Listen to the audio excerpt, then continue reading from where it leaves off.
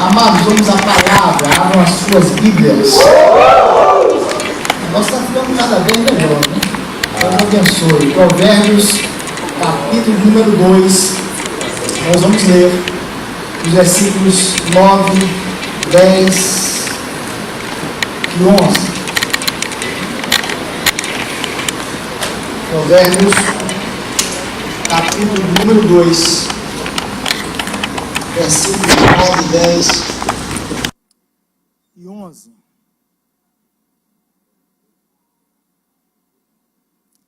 Diz assim a palavra do Senhor: então entenderás justiça e juízo e equidade e todas as boas veredas. Porquanto a sabedoria está no teu coração, e o conhecimento será suave a tua alma. O bom siso te guardará, e a inteligência te conservará. Vou ler mais uma vez agora em uma outra versão, que diz: então você entenderá o que é justo, direito e certo, e aprenderá os caminhos do bem, pois a sabedoria entrará em seu coração, e o conhecimento será agradável à sua alma. O bom senso o guardará, e o discernimento o protegerá. Assentado como os irmãos estão, feche seus olhos em nome de Jesus. Pai, nós somos teus filhos, nós queremos ouvir da tua palavra. Fala conosco em nome de Jesus. Amém.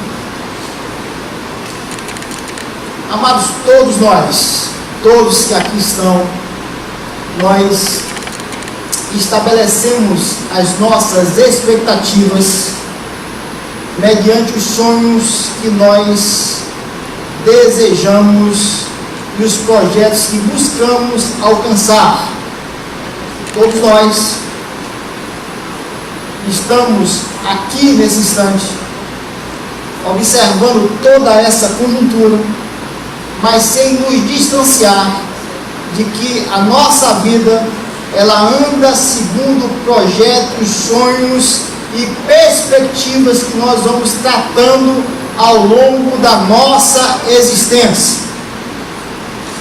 Acontece que essa vida, com todas as suas prerrogativas, ela sofre intercorrências, ela sofre mudanças, ela sofre variações.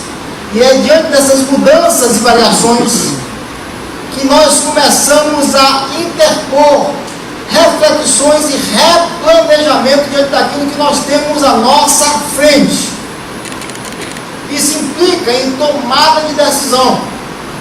À medida que as coisas vão acontecendo, à medida que as intercorrências vão se formando, naturalmente, diante do projeto que nós temos, nós vamos mudando a nossa postura e o nosso comportamento a fim de conseguir alcançar aquilo que é o nosso objetivo.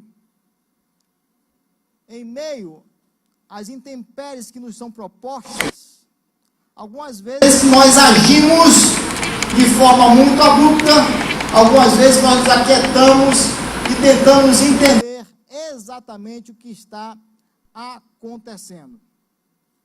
Quando você olha para esse texto que nós acabamos de ler em Provérbios, você percebe que o tripé da sabedoria é justamente a justiça, o direito e a equidade.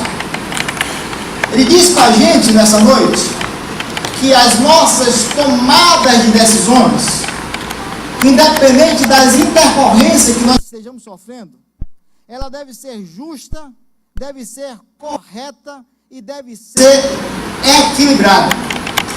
O texto nos diz que dessa forma a sabedoria ela tomará posse da nossa vida. Dessa forma nós seremos sábios, não necessariamente porque temos apenas um entendimento a respeito, mas porque as nossas atitudes elas corresponderão ao bom senso. Então elas tomarão parte da nossa própria existência.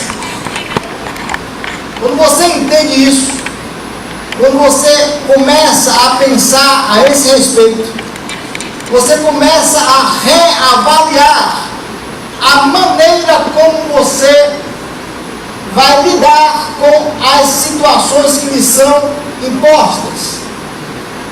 Acontece que, qualquer que seja o âmbito das nossas decisões, nós sofremos influências, nós somos aconselhados, o ambiente interpõe sobre nós, as nossas motivações são colocadas em pauta, e a partir desse entendimento, nós começamos a sustentar decisões e atitudes que podem ser corretas ou incorretas no decorrer da nossa realidade. Eu vou tentar trazer isso de uma perspectiva mais clara a partir da figura do rei Roboão. Você vai ver isso lá em 1 Reis, no capítulo de número 12. Se vocês já ouviram sobre Roboão, vocês sabem que ele foi o herdeiro legítimo de Salomão. E Salomão falta e ele é levado a assumir as 12 tribos. Acontece que eles vão até Salém e se reúnem com todo Israel. E ali eles mantêm uma conversa sobre como será a postura de Roboão enquanto rei.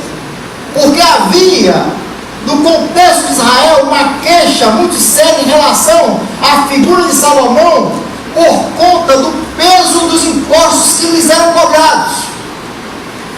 Quando você vê o texto, você percebe que esses homens, eles chamam Roboão, são líderes das 12 tribos, e diz justamente a ele o seguinte: olha, Roboão, alivia a dura servidão e essa pesada carga que está sobre nós, e nós te serviremos de bom grado. A proposição feita a Roboão foi muito séria.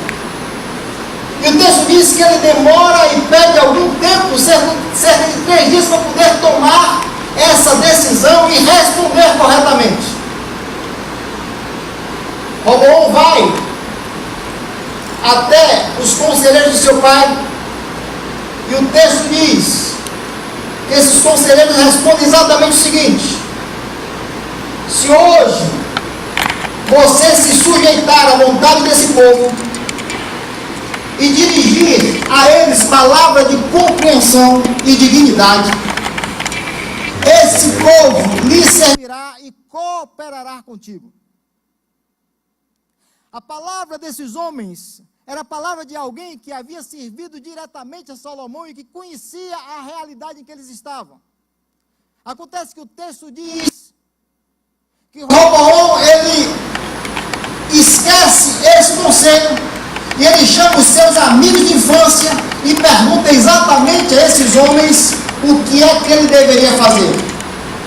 Seus amigos se reúnem e diz exatamente o seguinte: fala a esse povo, meu dedo mínimo é mais grosso do que a cintura do meu pai. Sendo assim, meu pai vos sobrecarregou com um jugo pesado, mas eu aumentarei ainda o vosso fardo. Meu pai vos castigou com açoite, eu todavia vos açoitarei com chicotes com ponta de ferro. No momento em que Roboão fala isso com o povo, diante dos líderes das 12 tribos, esse povo se dispersa e naturalmente ele perde 10 dos 12 reinos.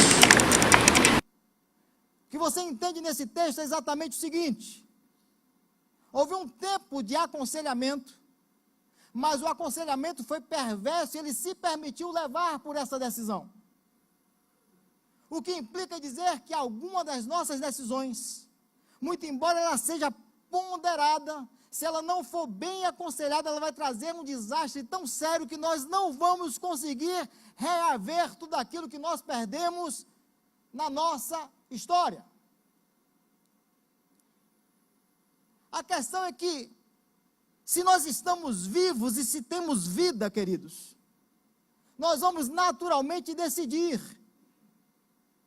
se a vida aqui nessa noite há prerrogativas de decisões.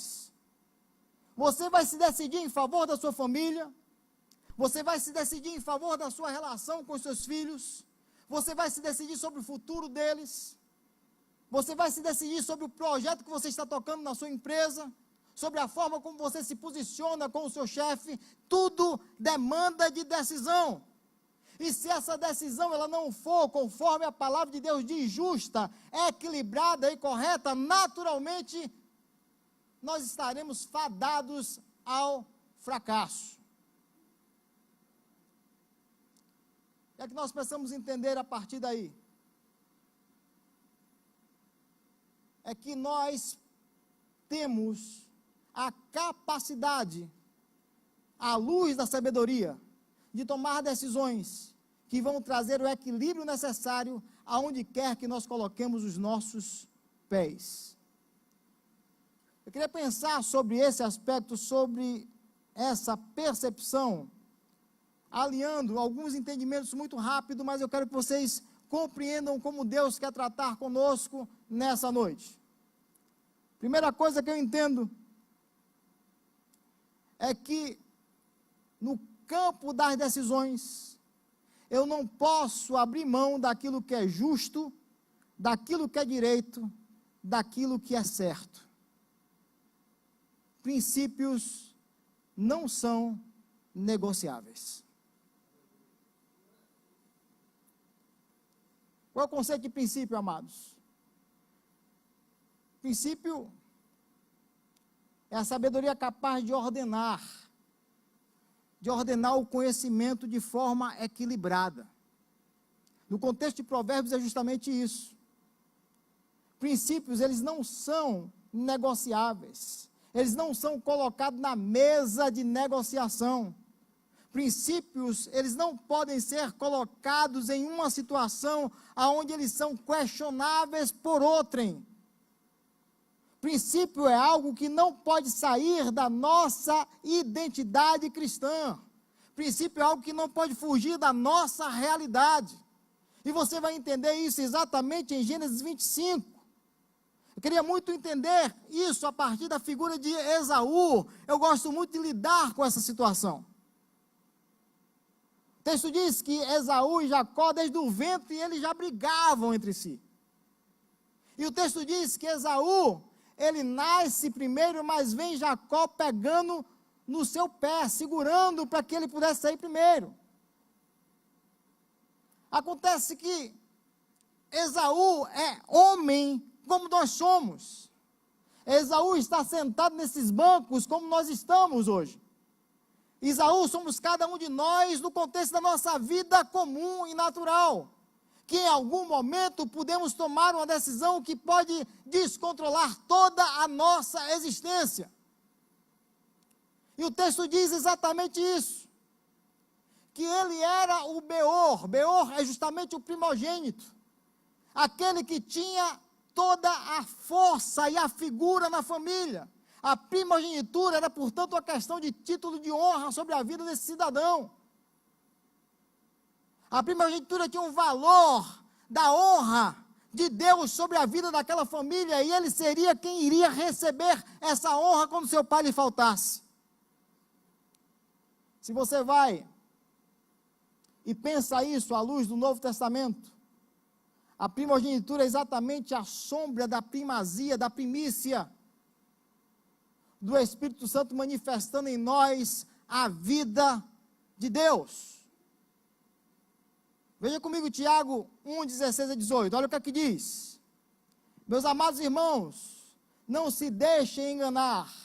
Toda boa dádiva e todo dom perfeito vem do alto, descendo do Pai das luzes, que não muda com as sombras inconstantes.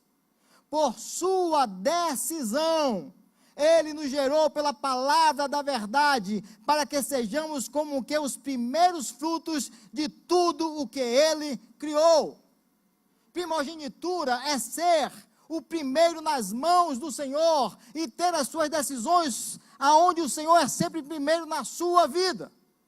Portanto, não é um projeto apenas do Antigo Testamento, mas é no contexto de que nós vivemos hoje. porque o Senhor nos comprou. João 1 diz exatamente isso, que nós somos feitos filhos de Deus, e essa filiação nos fez ser primogênitos no Senhor, seja a primazia de Deus. Nós somos aquilo que há de melhor, porque o Senhor manifesta em nós o seu caráter vivo e salvador. Acontece que na mesa da negociação, é fácil esquecer disso. Na hora em que as coisas, em que as intercorrências, ela vem muito séria sobre nós, é fácil deixar de lado esse entendimento. E é justamente o que acontece com Esaú. O texto diz que Esaú estava cansado, ele era caçador, ele era um homem que estava acostumado com o campo, com a luta. E o texto diz que ele passa um bom tempo, ele não consegue se alimentar de nada. E ele está com tanta fome que ele se precipita quando encontra Jacó e a sopa de lentilha. Porque o texto diz que ele olha para Jacó e diz o seguinte: olha, o que é que vai me valer de fato ser o Beor, ter essa primogenitura, se eu estou por morrer de fome? Acontece que algumas vezes a vida nos solapa em uma situação em que parece que nós iremos perecer, e é nesse instante que nós estamos fadados a vender aquilo que é um direito nosso, aquilo que é bênção de Deus sobre a nossa vida. Nós não somos diferentes de Esaú. Nós somos homens que em algum momento, se nós não nos atentarmos, nós vamos criar dificuldades que vão interpor sobre a nossa existência como um todo. Por isso é que a gente precisa nessa noite entender que a sabedoria, ela mostra aquilo que é equilíbrio, aquilo que é certo, aquilo que é justo, e por esse tripé você consegue tomar toda ou qualquer decisão que intervenha sobre a sua história.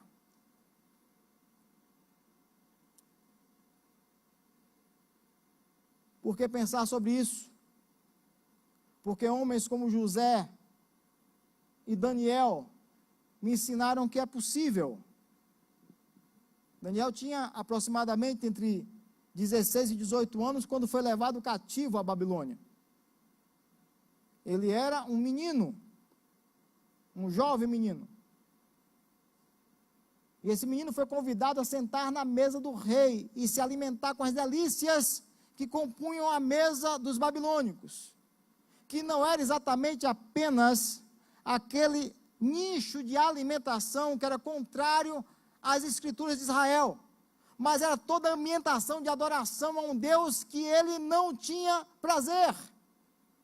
E o texto diz que ele estabelece como prioridade no seu coração de não se contaminar com aquilo que estava na mesa do rei. A mesa estava proposta, a negociação foi lançada, mas coube a ele dizer não. E o texto diz que ele não fica apenas no campo da decisão, ele vai para a atitude. Ele diz: olha, nós precisamos criar uma circunstância para mudar isso. Eu não quero comer da mesa do rei. E o eunuco fica apavorado com a situação. E o texto diz que ele faz uma proposta de durante alguns dias ele beber água e verduras juntamente com seus amigos, e ele iria provar que ele estaria no período desse tempo mais saudável do que os demais. Tem um momento na nossa vida que nós precisamos tomar a decisão tão acertada, que se for necessário a gente faz prova das circunstâncias, mas a gente não abre mão daquilo que é princípio do Senhor na nossa vida. Não se abre mão de princípios. Fico imaginando que José não foi apenas aquela ação pontual com a esposa de Potifar. Eu tenho cá na minha imaginação que ela deve ter tentado ele por vários tempos, por vários dias, por vários instantes, até que chegou um momento em que ele disse: tem que dar um basta nisso. E quando ele dá um basta, ele vai parar exatamente no lugar que ele não gostaria, que é no calabouço, na prisão. Mas o que é que José me ensina? Ele me ensina que, independente das circunstâncias que poderão acontecer a partir das minhas decisões acertadas, eu não posso abrir mão de princípio, porque princípio é bênção de Deus na minha vida, ainda que essa bênção venha demorar depois de algum tempo, como aconteceu com José, um dia eu vou estar na frente do rei.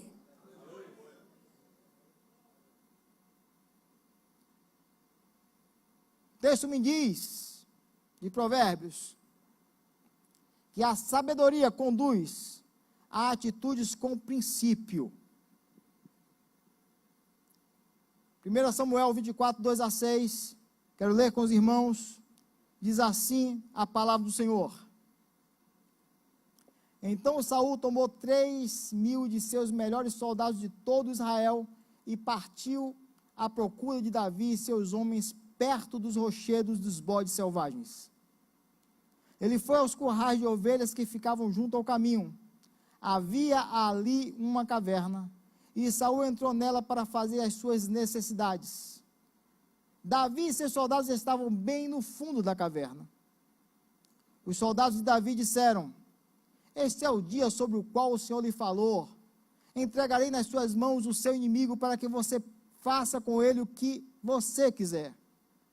Então Davi foi com muito cuidado e cortou a ponta do manto de Saul sem que ele percebesse. Mas Davi sentiu bater-lhe o coração de remorso porque ele tinha cortado a ponta do manto de Saul. E então disse aos seus soldados: que o Senhor me livre de fazer tal coisa ao meu Senhor, de erguer a mão contra ele, pois é o ungido do Senhor. A situação aqui é interessante porque Davi estava sendo perseguido por Saul. Davi sabia que ele era o rei de Israel quando Saul voltasse. Ele estava debaixo da promessa desse Deus. Ele chega em um ambiente em que ele tem toda a oportunidade correta para poder liquidar a fatura. Ele poderia liquidar a situação exatamente nesse momento. Acontece que você vê que, além da oportunidade, ele é incentivado a fazer. E o argumento que é utilizado é perfeito, porque está dizendo justamente o seguinte: olha, se lembra que o Senhor lhe falou que você teria o reino nas suas mãos? Se lembra que o Senhor prometeu que entregaria nas suas mãos os seus inimigos? Aí, meu irmão, o tempo é esse, está aí na sua mão agora, faça. Acontece que quem tem sabedoria, não obstante as oportunidades e as facilidades que intercorram sobre a situação, ele sabe o que é princípio.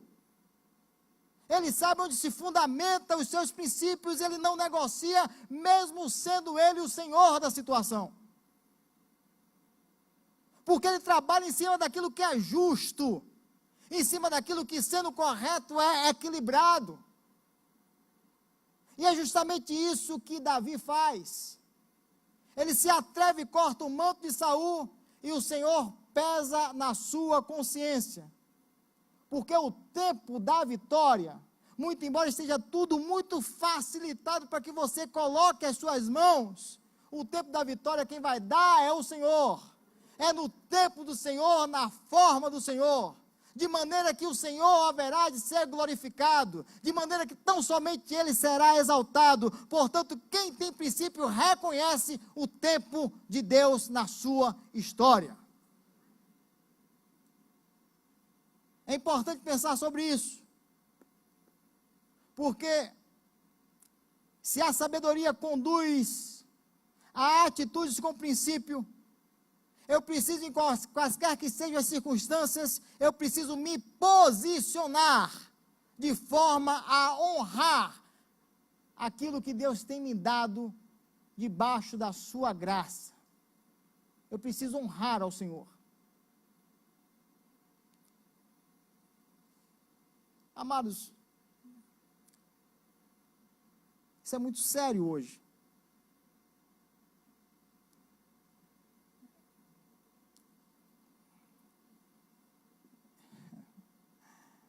eu fiquei impressionado como nesses últimos meses, nesses últimos 45 dias, as pessoas deixaram princípios de lado e se degladiaram em virtude de duas figuras que nada têm a ver com o processo da vida cristã sobre cada um de nós.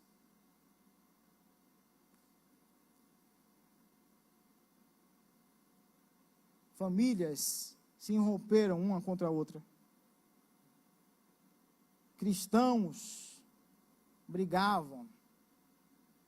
Facebook estava uma nojeira.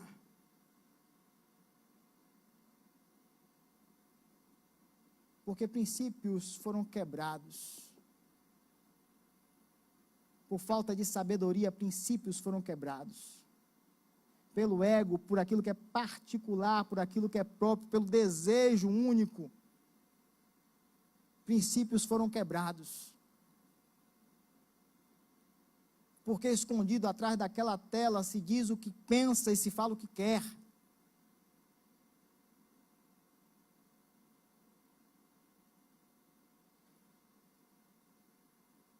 Eu acho interessante que o Senhor diz, Filipenses 2:8 em diante.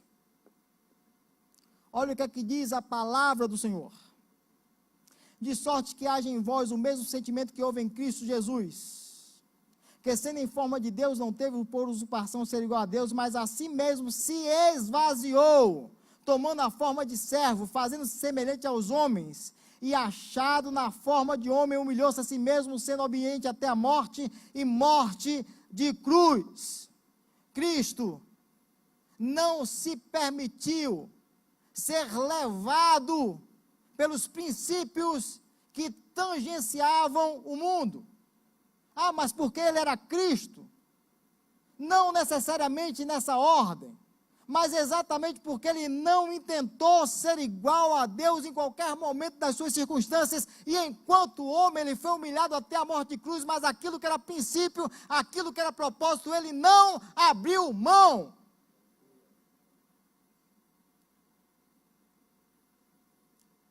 É preciso pensar sobre isso hoje. Porque essa noite em especial, às quintas-feiras, é o culto da vitória. E todos querem vitória aqui.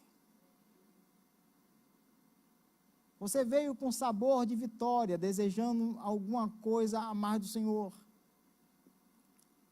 Aí de repente você ouve essas coisas e começa a esfriar um pouquinho o Senhor. Mas deixa eu dizer uma coisa, para nós iniciarmos os momentos finais daquilo que Deus quer tratar conosco, está tratando conosco hoje. Atitudes consequentes de justiça, direito e equilíbrio sacramentam a sua vitória. Você quer ter vitória? Você quer viver em vitória? Você quer andar em vitória? Você quer ser homem e mulher vitorioso em todas as circunstâncias? É preciso ter sabedoria e agir com justiça, com direito e com equilíbrio. Quem é que vai me ensinar isso? Eu quero finalizar por aqui. É justamente a rainha Esther. Eu queria que vocês abrissem as suas Bíblias no capítulo de número 4, nós vamos ler alguns textos, meditar um pouco rapidamente sobre isso, para que vocês possam entender o quanto o princípio fundamenta a vitória que você tanto deseja. Quando os irmãos abrem a Bíblia, deixa eu lhe contar um pouco da história que vocês já conhecem. Esther se torna rainha, justamente porque Vasti não aceita o convite do rei de dançar para os seus amigos. Ela é relegada, e no meio de tantas mulheres, Esté é aquela que vai agradar ao rei. É aquela de quem o rei vai olhar e vai se sentir aproximado. Esté era judia. E essa mulher judia tinha um inimigo que ela não conhecia, porque não era inimigo dela exatamente, era inimigo dos judeus como um todo. E vocês conhecem a figura de Ramã. Ramã foi aquele homem que, aborrecido com Mardoqueu, criou toda a estrutura para que todos os judeus fossem mortos à espada. E é nessas circunstâncias que a informação chega a Esther. Então veja exatamente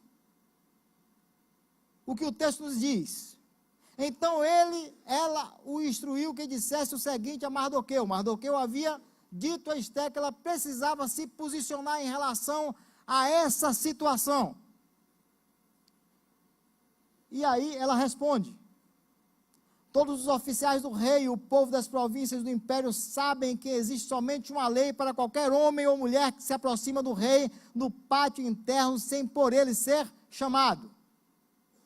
Será morto, a não ser que o rei estenda o cedro de ouro para a pessoa e lhe poupe a vida. Eu não sou chamado à presença do rei há mais de 30 dias. Quando Mardoqueu recebeu a resposta de Esther, mandou dizer-lhe o seguinte: não pense que pelo fato de estar no palácio do rei de todos os judeus, só você escapará. Pois se você ficar calada nessa hora, socorro e livramento surgirão de outra parte para os judeus, mas você e a família de seu pai morrerão.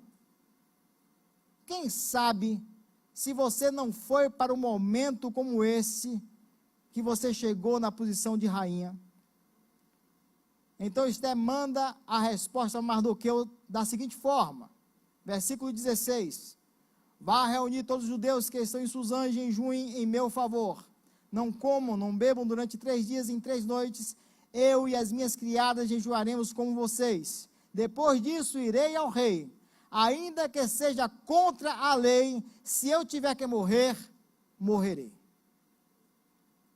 Vamos entender rapidamente isso aqui? Havia uma crise, havia uma circunstância contrária à figura dos judeus, e quem estava na posição de tratar sobre essa situação era justamente Esther. E Esther sabia o perigo que ela estava correndo. Esther sabia da responsabilidade de estar na presença do rei. E a argumentação dela com Mardoqueu é exatamente essa: olha, eu não quero enfrentar essa situação pode me levar à morte. Mas o argumento de Mardoqueu é argumento baseado em princípios, em sabedoria. Ele diz exatamente a ela que a possibilidade muito grande é de que ela está naquele instante, naquele lugar, naquele ambiente para intervir de todo o processo contrário aos judeus. Isso tem tudo a ver com os nossos dias. Isso tem tudo a ver com a nossa realidade. No campo das decisões, tem momentos em que você está justamente naquele espaço, naquele ambiente, porque você é a pessoa que Deus separou para dar vitória à sua vida e um povo que depende inteiramente de você. E para que essa vitória aconteça, tem que ter sabedoria, tem que ter justiça, tem que ter equilíbrio, tem que ser correto nas suas ações.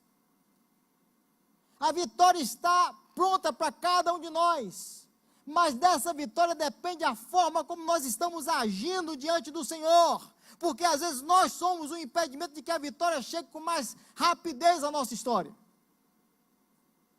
E o texto diz claramente isso. Qual é o posicionamento de Esther para que ela entenda que ela deva chegar na presença do rei? Nós vamos orar e nós vamos jejuar, porque esse é o caminho da vitória de todo cristão. Você consegue entender a seriedade disso? O que o texto está dizendo claramente é que no campo das decisões, a sabedoria ela pesa por circunstâncias que são favoráveis, quando a palavra de Deus, quando os princípios da sua palavra, eles são honrados, orar e jejuar. E diante dessa causa, não me importa o que vai acontecer, se ele vai levantar o cedro ou não, mas importa que eu preciso tomar a decisão equilibrada, com justiça, com correção. Eu preciso agir de forma direita, porque eu sei que a minha vitória depende exatamente disso.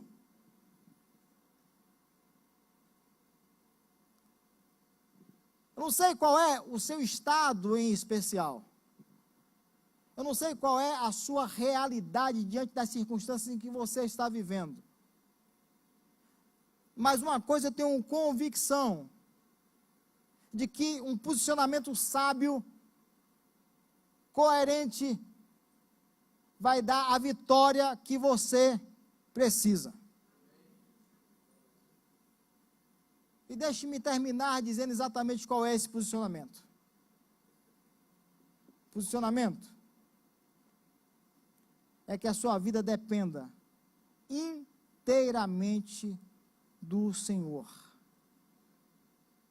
Essa palavra fale para os que estão cansados, para os que estão animados, para os que têm conhecimento, para os que acham que não têm. Essa palavra vale para qualquer nível de pessoa, qualquer situação. Vale é que você precisa e eu colocar a vida inteiramente à disposição do Senhor, porque Ele é quem tem a força, Ele é quem tem o poder, Ele é quem tem o direito, e quando nós nos inclinamos diante da autoridade dEle, naturalmente a sabedoria entrará em nós, viverá a nossa existência, a fim de que o nome dEle sendo glorificado, a vitória aconteça sobre cada um de nós. A vitória depende especificamente da forma como nós vamos nos posicionar diante do Deus que é dono de todo o poder e toda a honra.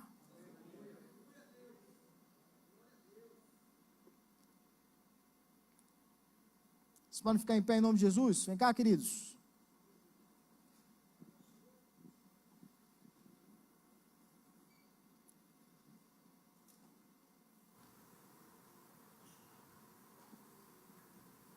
Amados, nós somos conduzidos a passar por determinadas circunstâncias, para que nós aprendamos mais do Senhor, e para que pessoas se identifiquem com a nossa realidade, e se inclinem inteiramente diante da autoridade de Deus.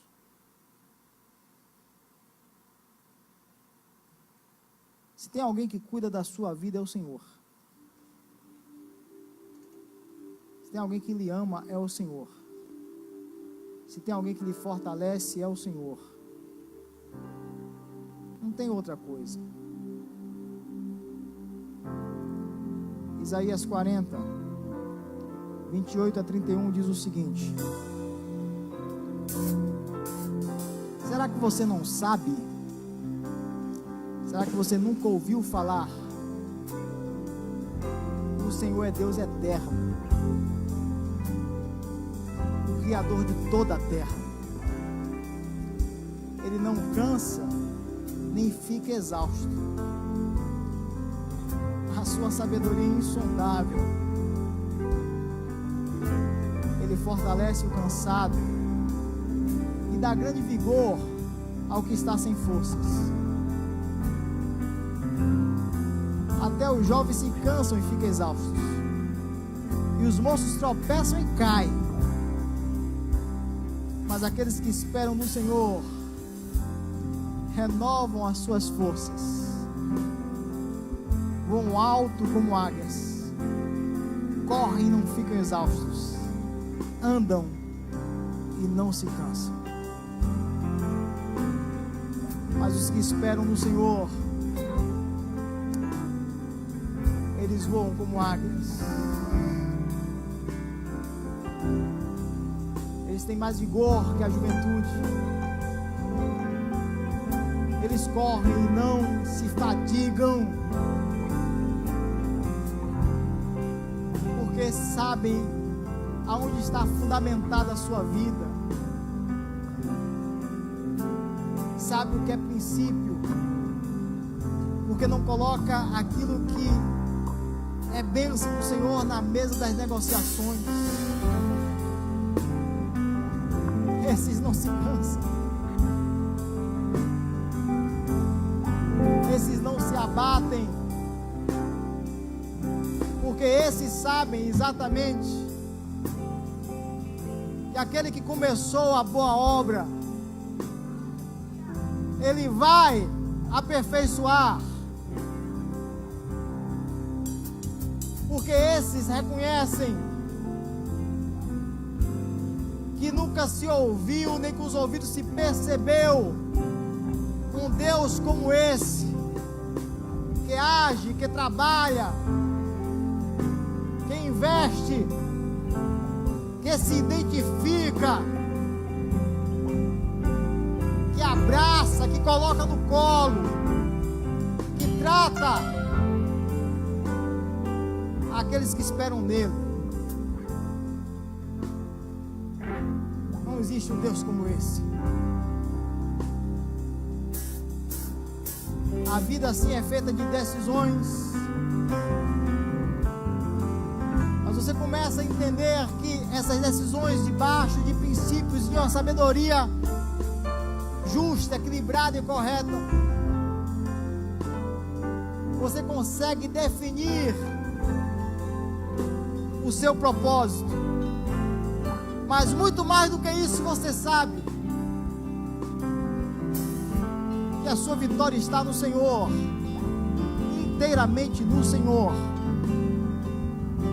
Eu sei que tem desejos aqui tremendos, eu sei que aqui tem sonhos, aqui tem conversas sérias com o Senhor, sobre talvez projetos que estão esquecidos, supostamente esquecidos pelo Senhor, porque você talvez não esteja entendendo qual é o tempo desse Deus. Talvez você esteja como Esaú, cansado diante das circunstâncias, porque tem lutado e não tem conseguido a resposta que gostaria.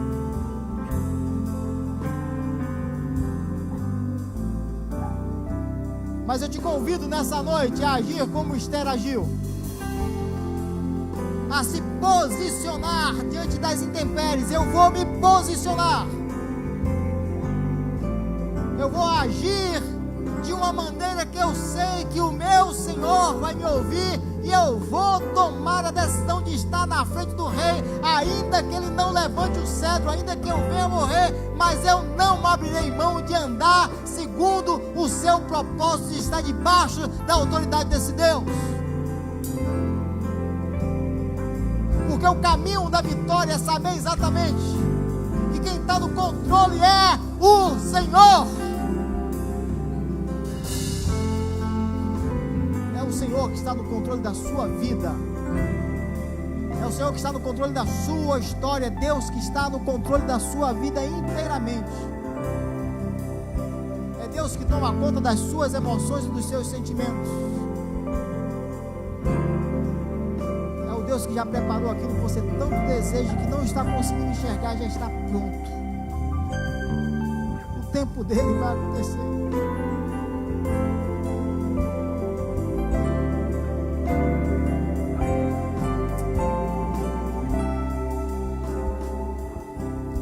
Vou dar um tempo para vocês orarem enquanto os irmãos cantam, para que seja um momento seu com o Senhor.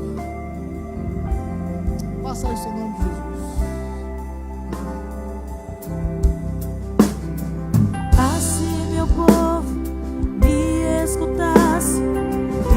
Serviço com integridade, eu abriria as janelas do céu e lhe daria contigo um assino.